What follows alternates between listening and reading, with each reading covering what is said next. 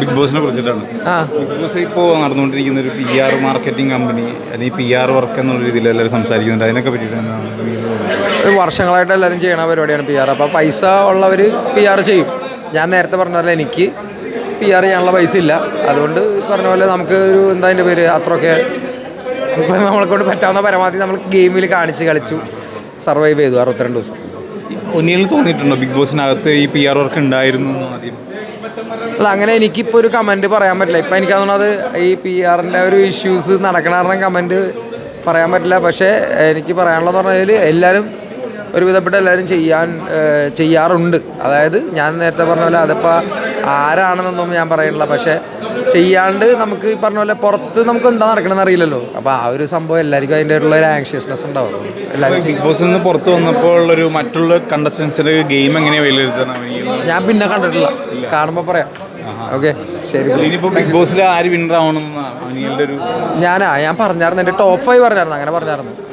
ഈ പറഞ്ഞ പോലെ അനീഷ്, അനുമോൾ, പിന്നെ എന്താണ് അക്ബർ, പിന്നെ ആര്യൻ അല്ലെങ്കിൽ നെവിൻ, ആദില. ഇതാണ് 5 ടോപ്പ് 5 ഞാൻ പറഞ്ഞു സാർ. അതിന് അതിൽ തന്നെ പിടിച്ചിരിക്കാം. എന്തോ അതാണ് ഞാനിപ്പോൾ നേരത്തെ പറഞ്ഞില്ലേ, നേരത്തെ അല്ല അങ്ങനെയൊന്നും നമുക്ക് പറയാൻ പറ്റില്ല. അത് PR ഒരു എസെൻഷ്യൽ ഘടകമാണ് ഈ ഗെയിമിൻ്റെ. അപ്പോൾ അത് എല്ലാവരും വർഷങ്ങളായിട്ട് ചെയ്യാറുള്ളതാണ്. ഞാൻ നേരത്തെ പറഞ്ഞല്ലേ, ഓരോരുത്തരുടെ പൈസ കപ്പാസിറ്റി പോലെ ഇരിക്കും. നമുക്ക് പൈസ ഇല്ലായിരുന്നു, അപ്പോൾ നമ്മൾ ചെയ്തിട്ടില്ല. ബാക്കിയുള്ളവർ ഇപ്പോൾ ചെയ്തിട്ടുണ്ടെങ്കിൽ ചെയ്തിട്ടുണ്ടാവും. അത് പറഞ്ഞാൽ അവരുടെ ഗെയിമിന് പുറത്ത് എങ്ങനെയാണെന്നുള്ളത് എല്ലാവർക്കും ഒരു ആങ്സൈറ്റി ഉണ്ടാവും അറിയാൻ വേണ്ടി. അപ്പോൾ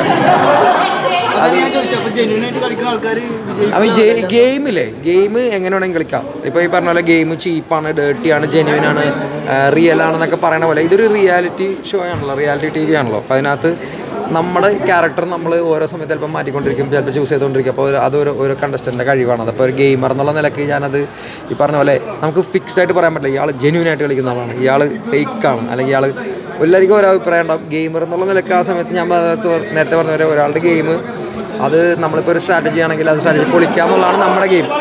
അല്ലാതെ അയാളെ ആസ് എ പേഴ്സൺ നമ്മൾ അറ്റാക്ക് ചെയ്യുന്നില്ല.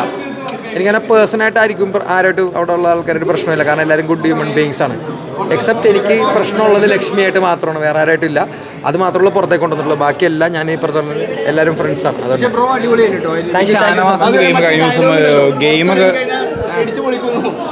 ചുമ്മാ അതൊക്കെ ഇറങ്ങിക്കോട്ടെ. അറിയില്ല, ഒരു പിടിയില്ല ബ്രോ. ഞാൻ കണ്ടിട്ടില്ല. ഞാൻ വോട്ടിംഗ് ഒന്നും നോക്കിയിട്ടില്ല. ഈ സാബുമോ ബിഗ് ബോസിൽ വന്നിട്ട് അനീഷിനെ അടുത്ത് കൊടുത്തായിരുന്നു. ഓ ഇല്ല, കാണണം പോലെ ആളെ എപ്പോഴും കോമണർ എന്ന് പറഞ്ഞുകൊണ്ടിരുന്നത്. ഞാൻ കോമണറല്ലേ? ഒനിൽ സാബിനെ ആർക്കറിയാം? അങ്ങനെ കുറെ പേരുണ്ട് കോമണർ എന്നൊക്കെ പറയുമ്പോഴത്തേക്കും. ഇപ്പം ഈ പറഞ്ഞ പോലെ ഒരുപാട് പേര് കോമണേഴ്സാണ് അവിടെ. അങ്ങനെയൊന്നുമില്ല. അനീഷിനെ പോലെ തന്നെ നമ്മളും കോമണേഴ്സാണ്. പിന്നെ നമ്മൾ ബിഗ് ബോസ് കഴിഞ്ഞിട്ടല്ലേ എല്ലാവരും അറിയണം. അതുകൊണ്ട് അങ്ങനെ ഒരു അനീഷിന്റെ ഗെയിം കളിക്കുന്നുണ്ട്.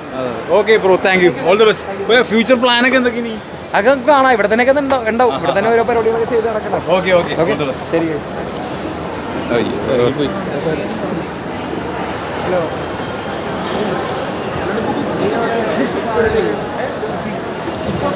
ഒന്നിലേക്കും തിരിച്ചു കയറിയിട്ടില്ല. അടുത്ത ആഴ്ച കയറാം.